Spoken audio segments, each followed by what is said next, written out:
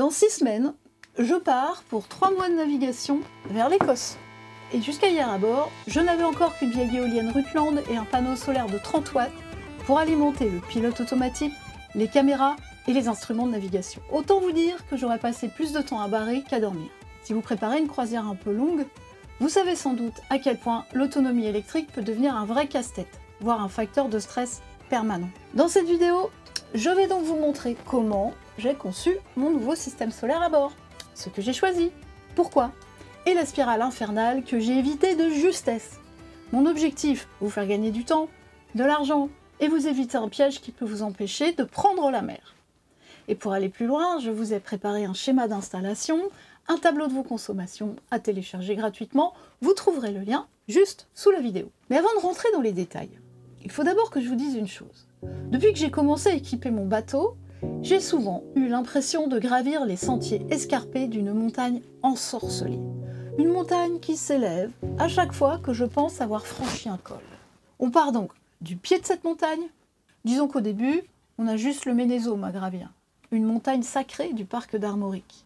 329 mètres, plus une colline qu'une montagne. Première étape, estimez vos besoins en électricité. Pour dimensionner correctement une installation solaire, vous devez connaître votre consommation moyenne. Cette consommation est spécifique à chaque équipage. Déjà, votre bateau n'est pas le mien. Désolé, même si je ne vous refuserai pas un café quand vous passerez me voir au mouillage. Ce que je veux dire, c'est que chaque bateau est équipé différemment et que chacun sollicite ses équipements différemment. Prenons un exemple. Vous, peut-être que vous aimez barrer pendant des heures. Moi, je déteste ça, surtout en croisière.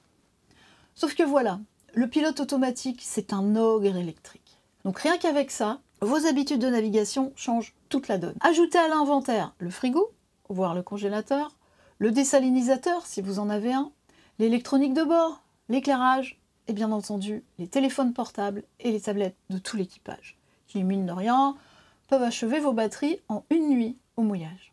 Moi, j'ai surtout un frigo. Normalement, je vais naviguer dans des zones tempérées ou froides. Donc, sa consommation devrait être assez contenue. Et puis, cerise sur le gâteau, les fonds de mon bateau en aluminium ne sont pas isolés. Ils transmettent très fidèlement la température de l'océan. Du coup, je peux y stocker des bières, elles seront toujours naturellement fraîches, voire très fraîches. Mais je tourne et je monte aussi des vidéos depuis le bateau. Si je travaille beaucoup, l'addition énergétique peut vite monter. Alors, comment faire concrètement pour calculer tout ça? Utilisez un bon vieux tableau, genre Excel ou Number. Dans la première colonne, la liste des équipements à bord. Dans la seconde, leur consommation moyenne, en watts par heure si possible. Dans la troisième, le temps moyen d'utilisation de vos instruments sur 24 heures. Et ensuite, vous variez les scénarios. Navigation de jour, navigation de nuit, en solo, en équipage, plusieurs jours consécutifs au mouillage, conditions météo, brouillard, forte chaleur. Vous adaptez le temps de fonctionnement de chaque appareil à chaque configuration, ou en tout cas à celle de votre croisière, de vos croisières habituelles.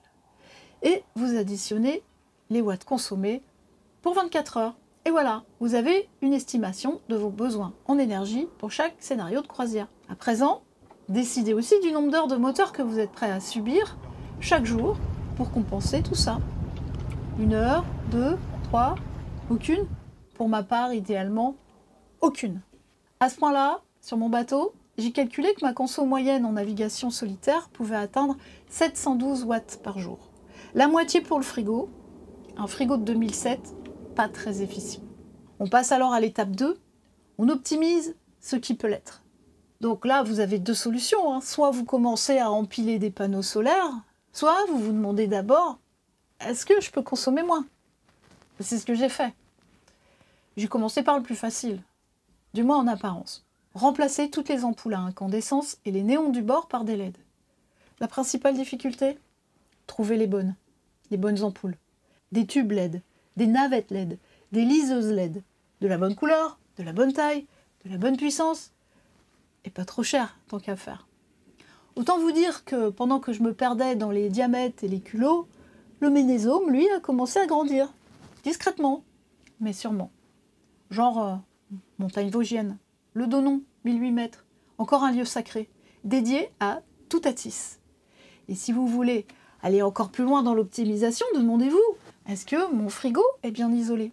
Est-ce que mon radar date de la préhistoire? Est-ce que la conso de ce vieux pilote sur mèche des années 90 ne serait pas un petit peu indécente? Si oui, vous avez là de beaux gisements d'économie d'énergie. Par contre, c'est pas forcément bon pour votre bourse. Parce qu'un vieux radar, ça pompe du jus, mais un neuf, ça coûte une blinde. Des watts en moins, des sesterces en plus. Voilà le deal. Réfléchissez bien. Rien que d'y penser, j'ai provoqué une éruption au sommet du Donon. La montagne sacrée a pris de l'altitude. Je suis maintenant au niveau du ballon d'Alsace, 1424 mètres. Ça commence à grimper sérieusement. Et on arrive à l'étape 3, calibrer le parc de batterie. Parce qu'avant même de songer à poser un panneau, il faut savoir où stocker l'énergie. Et combien? Votre batterie, c'est votre réservoir, votre banque. Si vous consommez plus vite que vous ne rechargez, vous serez à sec. Et tout s'éteindra. Littéralement. Alors on sort la calculette, pas celle des vendeurs de lithium, la vôtre. J'ai pris ma conso journalière, 712 watts. Je me suis demandé combien de jours d'autonomie je veux tenir sans rien produire. J'ai visé large, 2 jours. Ça me semble donc raisonnable. 712 par 2, 1400 watts de capacité utile. Et là, il faut tenir compte du type de batterie, parce qu'avec mes batteries AGM, je peux utiliser que 50% de leur capacité. J'ai 2 batteries de 105 ampères en 12 volts. Donc 210 ampères par 12 volts, 2520 watts, donc 1260 watts utiles. C'est un petit peu juste. Alors que si je passais au lithium, je pourrais utiliser jusqu'à 90% de la capacité. Il suffirait d'installer environ 1600 watts, 130 ampères, pour un tiers du poids de mes batteries au plomb. Mais bon, si vous voulez une installation de qualité, des Life PO4 avec BMS, c'est 1400 € le pack. Le lithium, c'est très séduisant. Compact, léger, durable. Pas de perte de tension. Mais à ce prix-là, je vais d'abord finir mes vieilles AGM. En attendant, je me suis rassurée en me disant qu'au mouillage, je consomme beaucoup moins. Je peux toujours couper le frigo s'il fait moche. Et au pire, je démarre le moteur 1 heure. Mon alternateur crache bien 50 ampères. Je pense, par heure. Donc je récupère 600 watts bruts, de quoi tenir presque une journée. Bref, stocker l'énergie, ça compte autant que la produire. Un bon parc de batteries bien dimensionné, c'est ce qui vous permettra de passer la nuit sans barrer, bien au chaud sous la capote, à surveiller l'AIS et le radar. Étape 4, on choisit les panneaux et on calcule la surface nécessaire. Bon, maintenant, vous avez calculé vos besoins, optimisé ce qui pouvait l'être facilement, redimensionner votre parc à batterie, il est temps de passer à la question qui fait vraiment peur. Combien de puissance, ou plus exactement de surface de panneaux faut-il pour couvrir tout ça? C'est là que les compromis commencent. Et on entre dans ce que j'appelle la géopolitique de l'énergie à bord. Une sorte de négociation entre l'ensoleillement, votre zone de navigation, le coût des meilleures technologies, la place disponible. Les 2 facteurs principaux qui déterminent ce que vous pouvez produire en mer, ce sont le rendement de vos panneaux et le taux d'ensoleillement de votre zone de navigation. Par exemple, moi, cet été, je navigue en Écosse. Autant vous dire que je ne peux pas compter sur les mêmes performances qu'en Méditerranée ou sous les tropiques. Ensuite, il existe plusieurs technologies de panneaux solaires, avec des rendements différents. Les panneaux monocristallins, par exemple, ont un rendement supérieur aux panneaux polycristallins. À surface égale, pour un même ensoleillement, ils produisent plus d'électricité. Et là, autre sujet, prise de tête, où caser tout ça? Parce que les panneaux solaires, ça prend de la place. Et plus vous en ajoutez, plus vous augmentez le fardage. Autrement dit, la prise au vent. Donc j'ai cherché des modèles avec le meilleur rendement possible par mètre carré, le plus de watts pour le moins de surface. C'est comme ça que je suis tombée sur les panneaux de la marque SunPower. Des monocristallins à technologie back contact. La crème de la crème. Performant, compact et cher. Je les ai trouvés chez Citronic, qui m'a accompagné avec sérieux et patience. Ils m'ont proposé un tarif professionnel en échange d'une mention dans cette vidéo. Alors voilà, c'est dit. Et franchement, ils le méritent. Ils connaissent leurs produits, prennent le temps, et ils ne poussent pas à la surenchère. Bien sûr, une telle décision a fait disparaître le grand ballon d'Alsace, remplacé par le Puy de Sancy, 1885 mètres, encore un lieu de pèlerinage. Mais moi, je ne regardais pas le sommet grandir. Je voulais simplement le meilleur. Et je ne me suis pas arrêtée là. Je suis passée à l'étape 5. Anticiper les besoins futurs. Quitte à passer des câbles et poser des régulateurs, autant anticiper un peu l'avenir, non?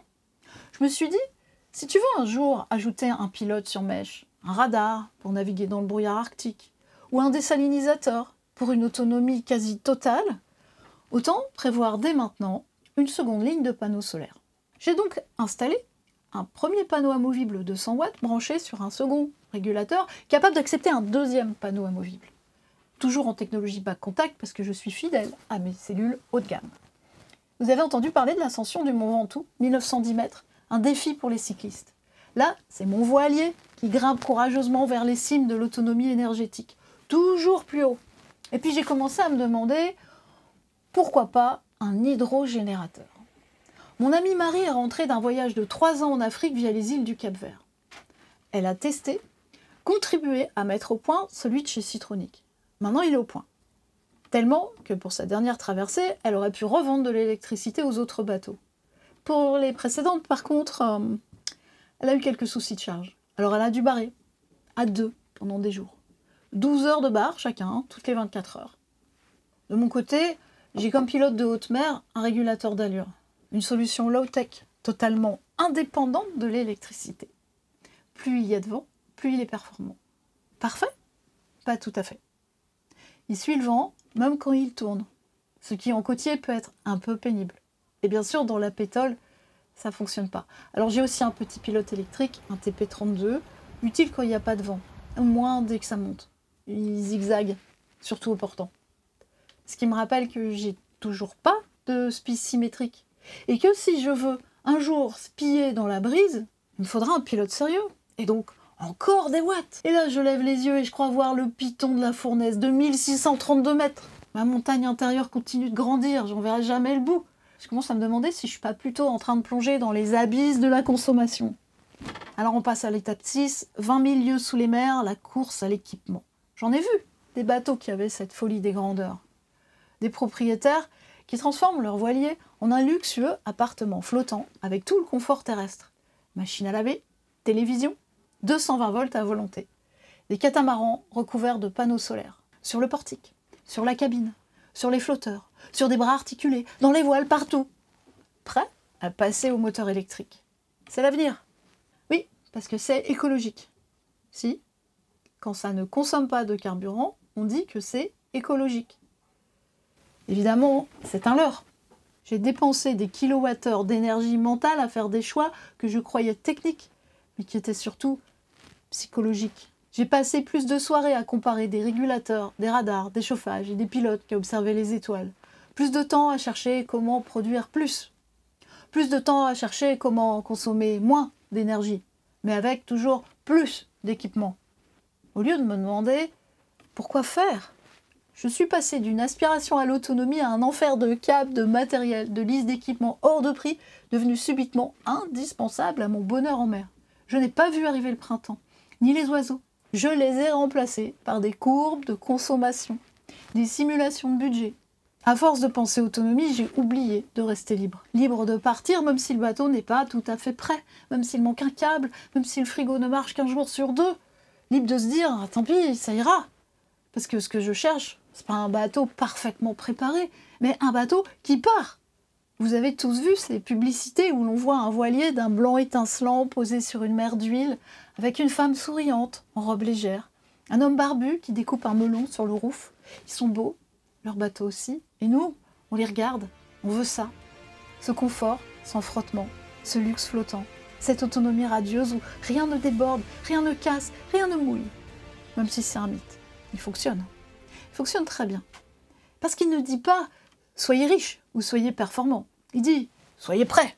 Prêts à affronter tous les temps. Prêts à traverser tous les océans.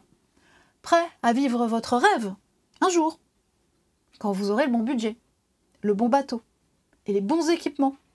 Alors on achète une pompe, puis 2, une batterie lithium, un chargeur intelligent, une appli pour surveiller le tout. Et on appelle ça investir dans sa sécurité. Quelle belle excuse pour repousser le départ. Retarder ce moment imparfait, incertain, celui où on doit s'élancer sans radar, avec des batteries au plomb et des bidons de flotte. Alors je reprends. Pour améliorer votre autonomie électrique, vous calculez vos consommations. Vous optimisez ce qui peut l'être facilement. Puis vous en déduisez la surface des panneaux solaires. Ensuite, vous contactez un revendeur Citronic, par exemple. Ils sont compétents, patients et ils ont du bon matériel. L'essentiel, c'est qu'on vous conseille bien et qu'on vous établisse un devis complet pour l'ensemble du montage. Panneaux, câbles, régulateurs, fusibles, fixations.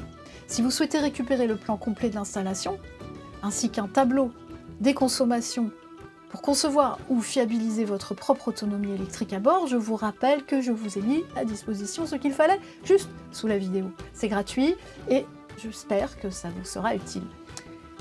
Voilà, ça peut rester simple. Ou vous pouvez compliquer les choses à loisir, dépenser des fortunes, passer vos journées à installer, optimiser, réparer, réinstaller, puis optimiser encore. Grimper une montagne qui ne cesse de grandir, plonger dans les abysses des listes d'équipements. Vous pouvez aussi louer un bateau, parce qu'entre nous, il faut vraiment être cinglé pour posséder un voilier. Bonne navigation!